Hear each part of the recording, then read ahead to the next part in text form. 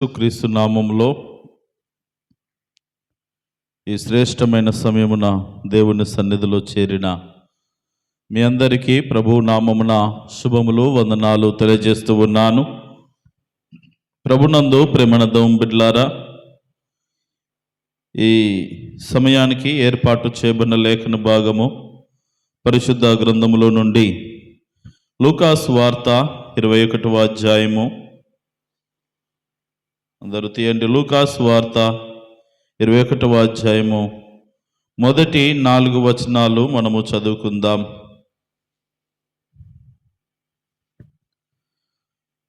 కానుక పెట్టెలో తమ కానుకలను వేయుచున్న ధనవంతులను ఆయన పారజూచెను. ఒక బీద విధవరాలు 2 కాసులు అందులో వేయుచుండగా చూచి, ఈ బీద విధవరాలు అందరికంటే ఎక్కువ వేసెనని మీతో నిజముగా చెప్పుచున్నాను. వారందరూ తమకు కలిగిన సమృద్ధిలో నుండి కానుకలు వేసిరి గాని ఈమె తన లేమిలో తనకు కలిగిన జీవనమంతయు వేసెనని వారితో చెప్పెను. ఒక బీద విధవరాలు 2 కాసులు మాత్రము మరి దేవుని మందిరములో కానుకగా సమర్పించిన సందర్భాన్ని యేసుక్రీస్తు ప్రభుల వారు ప్రశంసించినటువంటి ఒక అద్భుతమైన సన్నివేశాన్ని, సందర్భాన్ని మనం ఇక్కడ చూస్తాం. దరిదాపుగా మనందరికీ తెలిసినటువంటి లేఖన భాగమే. దేవుని మందిరానికి వచ్చే భక్తులందరూ కూడా, విశ్వాసులందరూ కూడా ప్రతి ఆదివారము కూడుకున్నప్పుడు కానీ, ఆయా సందర్భాల్లో ప్రత్యేక కూడికలు పెట్టుకున్నప్పుడు కానీ, దేవునికి ఇవ్వవలసిన సమయము వచ్చినప్పుడు మరి కానుకల పెట్టెలో వారికి కలిగిన దానిలో నుండి కానుకలు సమర్పించడం మనందరికీ తెలిసినటువంటి విషయమే.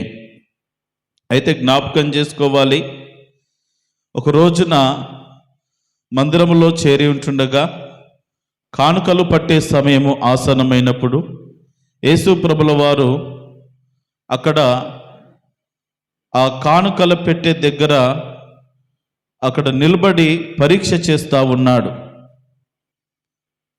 ఇది ఈ రోజున మనకు కూడా ఒక సాదృశ్యముగా ప్రభువు చెప్పకనే చెప్తూ ఉన్నాడు. ఈ రోజున మనము వేసే అర్పణలను కూడా ఆయన తీక్షణంగా పరీక్షిస్తాడు అనేటటువంటి విషయాన్ని మనం జ్ఞాపకం చేసుకోవాలి. అయితే ఇంకా మనం జ్ఞాపకం చేసుకున్నట్లయితే ఇక్కడ రాబడినటువంటి మాట, కానుక పెట్టెలో తమ కానుకలను వేయుచున్న ధనవంతులను ఆయన పారజూచెను. ఈ ధనవంతులు దేవుని మందిరంలో ఉన్నారు, దరిద్రులు దేవుని మందిరంలో ఉన్నారు. అంటే ధనము లేని వారు ఉన్నారు, ధనము కలిగిన వారు ఉన్నారు, ఇచ్చేవారు ఉన్నారు, ఇవ్వని వారు ఉన్నారు. అన్ని వ్యక్తిత్వాలు కలిగినటువంటి మనుషులు ఒక మందిరములో ఒక చోట పోగైనప్పుడు అందరూ ఒకలాగా ఉండరు. అందరూ ఒకేలాగా ఒకే బోధ వింటారు, ఒకే మాటలు, ఒకే పానీయము, ఒకే భోజనము, ఒకే సహవాసము. కానీ మన స్థితిగతులు ఎక్కడ బయటపడతాయి అనంటే, ఇదిగో మన గుప్పిలి విప్పేటప్పుడు, దేవునికి ఇచ్చేటటువంటి సమయములో సమానత్వము చూడండి, అన్నిట్లలో సమానమే ఉంటుంది. అయితే దేవునికి ఇచ్చే విషయంలోనే ఎందుకు ఆ వ్యత్యాసాలు కనబడతాయంటే, ఇక్కడ ఫిక్సింగ్ రేట్లు అనేవి ఏమి ఉండవు. ఖచ్చితంగా ఆదివారం వచ్చిన వాళ్ళందరూ కానుక ఇంత వేయాలని ఎవరు బోర్డు పెట్టి కూర్చోరు.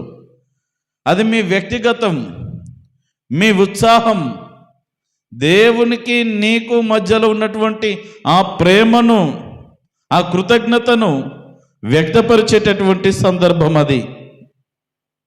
దేవుడు నీకు అనుగ్రహించిన దానిలో నుండి నువ్వు ఏ హృదయముతో ఎంత ఇస్తావో ఇవ్వు, దానికి మరి 100 ప్రతిఫలాన్ని పొందుకుంటావని లేఖనమే చెప్పుచున్నది.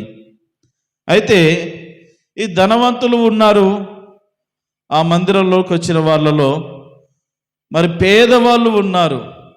చూద్దాం ఈ ధనవంతులు అసలు ఏ ఉద్దేశంతో ఎంతెంత వేస్తున్నారు చూద్దామని ఆ కానుకల పెట్టె దగ్గర నిలబడి ప్రభువు పరీక్షిస్తూ ఉన్నాడు. ధనవంతులందరూ వస్తున్నారు, వారికి కలిగిన దానిలో నుండి వ్రాయబడినటువంటి మాట, వారందరూ తమకు కలిగిన సమృద్ధిలో నుండి కానుకలు వేశారంట.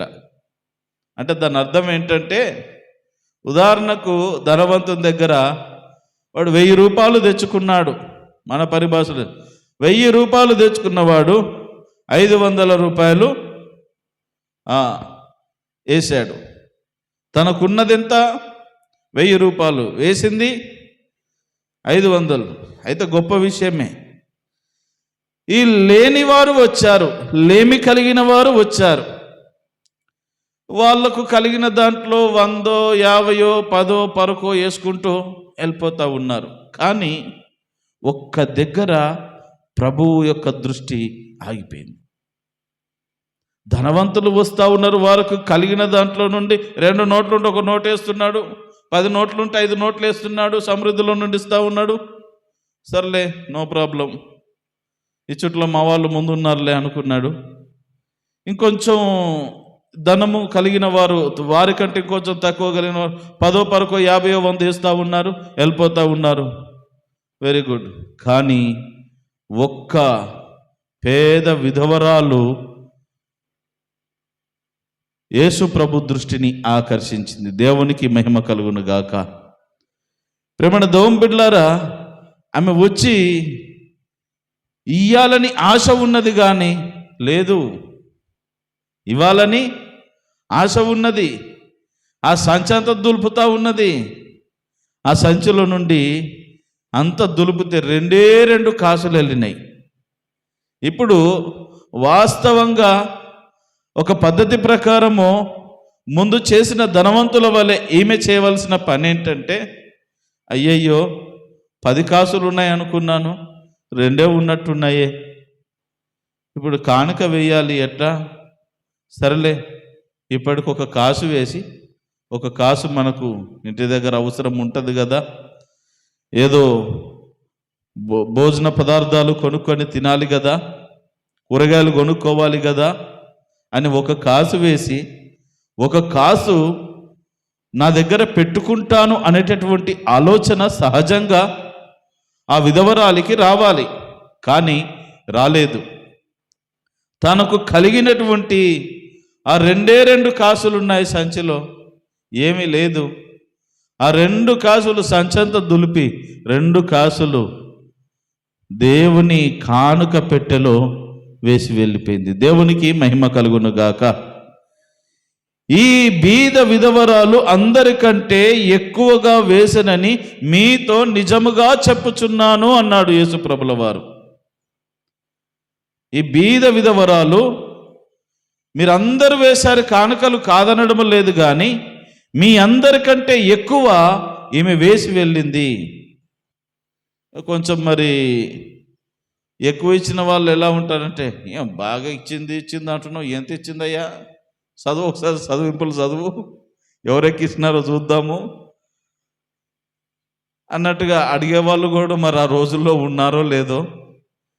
ప్రభువు ఒకసారి మాట్లాడితే ఇంకొకటి మాట్లాడకుండా మాట్లాడేవాడు. అప్పుడు కొంతమందికి ప్రభు అంటే ఉన్నది ఉన్నట్టు చెప్తే ఊళ్ళు రెండనివారు అంటారు కదా, ఉన్నది ఉన్నట్టు మాట్లాడితే ఊర్లో ఉండదురే, నువ్వు వెళ్ళిపోవాలా. ఓకే, అలాంటి పరిస్థితి ఉన్నది ఆ రోజున.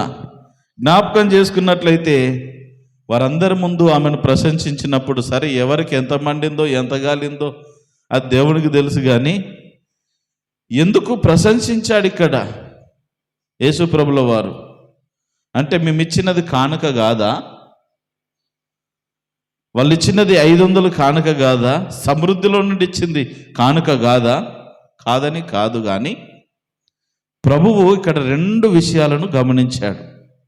మొట్టమొదటిది ఇచ్చే మనస్సు. ఏంటి? ఇచ్చే మనస్సు చూశాడు. రెండవదిగా ఇచ్చే విధానము చూశాడు. దేవునికి మహిమ కలుగును గాక. ఇచ్చే మనస్సు ఉన్నప్పుడే మనం ఇవ్వగలుగుతాం. ఇచ్చే విధానము కూడా చాలా ప్రాముఖ్యమైనదే. ఎందుకు ఈ మాటలు చెప్తా ఉన్నానంటే, ఈ రోజున చాలామంది విశ్వాసులు, క్రైస్తవ సహోదరులు సహోదరులు ఈ విషయంలోనే ఓడిపోతున్నారని చెప్పక తప్పదు. ఉన్నదానిలో నుండి ఇవ్వడము తప్పని కాదు, కానీ ఇచ్చే మనసు ఉండాలి. కొన్నిసార్లు ఉన్నా ఇవ్వలేము, లేకున్నా ఇవ్వలేము. ఆ మనసు ఉన్నప్పుడు నువ్వు లేని స్థితిలో ఇవ్వగలవు, ఉన్న స్థితిలో ఇవ్వగలవు. అంటే మనస్సు ఉండాలి, ఇచ్చే మనసు అనేది ఉండాలి. అయ్యో నా దగ్గర ఏమి లేదు కదా ప్రభువా, అందరూ వందలు తెస్తున్నారు, నా దగ్గర ఏమి లేదు నాయన, 2 కాసులు అంటే చిల్లరది, చిల్లర బిల్లలు. కానుక పెట్టలేస్తే ఏమొస్తుంది? సౌండ్ టప్పు అని వస్తుంది. చాలామంది అలాంటి విశ్వాసులు కూడా ఈ కాలంలో కాస్త తగ్గారు. ఇప్పుడు మహా అంటే చిన్నపిల్లలు వేస్తూ ఉంటారు కానుక పెట్టెలు. కానీ వాస్తవంగా కొంతమందికి నామూషి ఏంటంటే, వామ్మో ఈ సౌండ్ వస్తే చిల్లరేసిన అందరూ ఏమి నన్ను ఏమన్నా వెటకారంగా చూస్తారేమో, వెక్కిరింతల పాలవుతానేమో అనే భావనలో చూసేవాళ్ళు కూడా ఉన్నారు. జాగ్రత్తగా గమనించండి. తన దగ్గర ఉన్న 2 కాసులు, అది తనకు బ్రతకడానికి దేవుడిచ్చిన జీతము, తను బ్రతకడానికి దేవుడిచ్చిన ధనము. దేవుని మందిరానికి వచ్చిన తరువాత దేవునికి కృతజ్ఞతగా తాను కూడా ఆ అర్పణ చెల్లించాలని ఆశపడుచున్నది. కానీ 2 కాసులు ఉన్నాయి, ఒకటి నేను పెట్టుకొని ఒకటి దేవునికి ఇస్తానని మాత్రము తను అనుకోలేదు. ఎంత మంచి మనసు ఉన్నదంటే, దేవుడు ఇవ్వకపోతే నాకు ఎక్కడివి, నేను ఎంతో ఇవ్వాలనుకున్నాను కానీ ఇప్పటికి ఇవే ఉన్నాయి, ఇవే ఇచ్చేస్తా దేవునికి, మరలా ఇచ్చినప్పుడు మరలా ఇస్తానని ఒక ఇవ్వగలిగినటువంటి మనస్సు తనలో ఉన్నది. వెంటనే సంచంద దులిపి 2 కాసులు వెళ్ళినాయి, తీసుకెళ్ళి దేవుని సన్నిధిలో వేసింది. మనసు ఉంటేనే సరిపోదు, కానీ చేతు చాచే స్థితి కూడా ఉండాలి. అందుకే ఇచ్చే మనసు ఉన్నది, ఇచ్చే విధానము కూడా ప్రాముఖ్యమైనదని నేను చెప్పాను. ఇచ్చే మనసు ఉన్నది, ఇవ్వాలనుకుంటున్నానండి, నేను కూడా ఇవ్వాలనుకుంటున్నానండి. చూద్దాం, కొంచెం టైం పడుతుంది. 2 కాసులు ఇవ్వాలి, కానీ 2 కాసులు ఇక్కడ చెల్లిస్తే మళ్ళా ఇంకో కాసు లేకపోతే నాకు ఈరోజు మటన్ రాదు, చికెన్ రాదు. ఇంకో కాసు నేను మిగిలచకపోతే ఈరోజు నేను బువ్వ తినలేను, మటన్ చికెన్ నాకు దొరకదు. ఇక తెచ్చుకునేది వారానికి ఒకసారి అనుకునే ఆలోచన కూడా తల్లికి రావచ్చు, కానీ అనుకోలేదు. నా దేవుని కంటే ఏది ఎక్కువ కాదు, నా దేవునికి ఇచ్చట కంటే ఏది గొప్పది కాదు అనుకొని ఆ 2 కాసులు తీసుకొచ్చి చేతు చాచి దేవుని మందిరములో ఉన్న ఆ కానుక పెట్టెలో కానుక సమర్పించి వెళ్ళింది. దేవునికి మహిమ కలుగును గాక. అందుకే ప్రభు అన్నాడు, మీరందరూ మీకు కలిగిన సమృద్ధిలో నుండి ఆ కానుకలు ఇచ్చారు, కానీ ఈమె తన లేమిలో, తన లేని స్థితిలో, తన కష్టమైన స్థితిలో, క్లిష్టమైన పరిస్థితుల్లో తనకు కలిగిన జీవనమంతయు వేసనని వారితో చెప్పాను. అంటే తన దగ్గర ఉన్నదంతా, ఇందాక చెప్పినట్టుగా 1 రూపాయి వేస్తే ఇంకో రూపాయితోని ఏదైనా తెచ్చుకొని తినే పరిస్థితి తనది. తన స్వలాభము చూసుకోలేదు అక్కడ. ఆ రోజు ఎలా పూట గడవాలో ఆలోచన చేయలేదు. ఒకే మనస్సు ఉన్నది, 2వ మనస్సు ఇంకా తనకు రాలేదు. నా దేవునికి నేను ఇవ్వాలి అని చాలామందికి ఉంటుంది, కానీ ఈ చేతు ఓదిట్ట లోపలికి ఓదు. చేతర్లకు పోయి మళ్ళా దాంట్లో నోట్లన్నీ మళ్ళీ వేరు చేయాలి. గొర్రెల్ని మేకల్ని వేరు చేసినట్టు మంచి వాటిని చెడ్డ వాటిని వేరు చేసినట్టు, పెద్ద నోట్లు చిన్న నోట్లు వేరు చేసినట్టు అట్లా వేరు చేసి తీసుకొచ్చి ఏం చేయాలా? ఎంత గొప్ప అదృష్టం అంటే దేవుని ప్రజలకు, భక్తులకు అది ఎవ్వరు చూడరు, అందులో వేసేది ఎవ్వరు చూడరు కనుక చక్కగా ఇట్లా మలిసి తీసుకొచ్చి అందులో వేసేస్తారు.